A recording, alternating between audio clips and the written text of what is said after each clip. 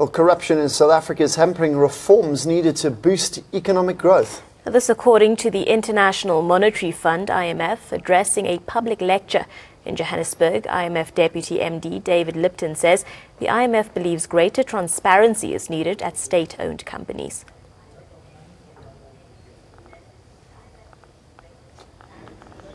We're now joined in studio by Economist Miyelani Mkhabela to chat about the consumer inflation increasing yesterday. Miyelani, good morning to you.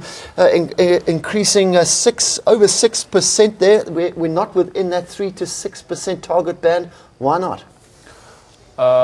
There were changes in other consumer prices consumer prices and services that made a bit of a shift from 6.1 to 6.3 percent, and you will as well find the aspects that relates to municipal services that might have as well impacted on that. Now, I'm no economist. For the average person on the street, just put this in layman's terms and how this affects average people, average South Africans. The CPI, for it to have moved from 6.1 to 6.3, if there is no decision by the Reserve Bank MPC to change the repo rate from 7%, that can impact much on consumers, okay. But only it's only when the MPC can move the repo rate from 7% currently as it stands. But the indicators doesn't show that such can happen, because the rand has strengthened on the other side since the last MPC at May 19, and then on the other side you will find the CPI to have moved from 6.1 to 6.3%. But when you look at the global economic community, you will find that because of the Brexit, there is that instability that is still happening. So South Africa still has that chance to keep the repo rate unchanged. Mm-hmm. You speak of the rand, you speak of the fuel price as well. That's also taken into consideration. We're expecting a big fuel decrease next month. So on the back of that news, we've seen a lot of increases since 2014. 6 times the repo rate has increased since 2014. Are you expecting it to remain the same?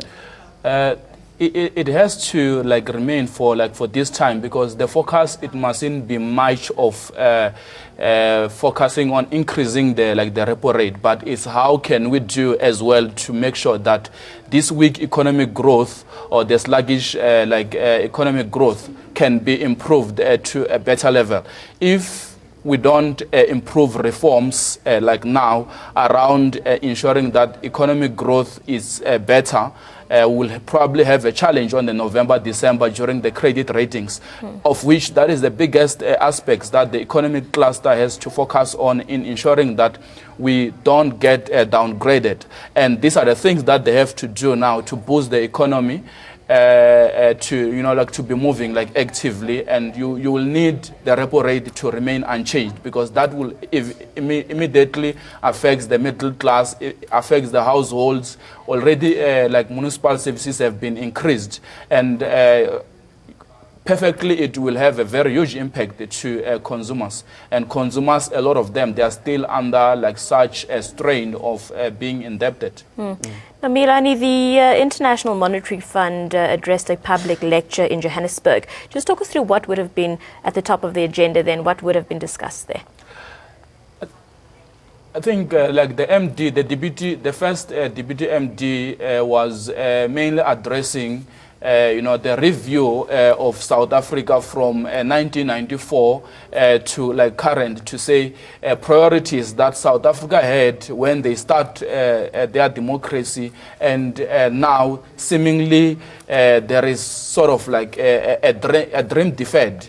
When we say a dream deferred, it's an indication where the priorities that they had, seemingly they are not much, technically up onto it, relating to responsibility, leadership, and accountability and governance. And those are the things that he has been highlighting. And the continuous growth in systematic corruption that is taking place in the country. That has a very huge impact as well. Remember, FDI will always look at that for doing business in each and every country. They will look at, if they invest their money, is their money going to do what is intended to do. So those are the things, and as well, it can as well hamper situations that has to do with reforms and the infrastructure development, finance, and your special economic zones or IDZ or industrial development zone financing by international players. A small matter of a local government election coming up in 2 weeks' time. No doubt the people like the IMF will have a close eye on how things develop. Yes, like almost everyone is looking at the outcome. Mainly IEC must put their foot down and make sure that each and everything is reported very well, because any slight aspect can impact on the economy not to be doing well. We really need to have free and fair elections because it's a normal aspect that we expect since democracy, and all metros needs to be stable for us to have a very good economy. Great. Yeah. That's where we'll leave it for now. Miyelani, thanks very much. That MPC meeting taking place today. We'll keep you up to date.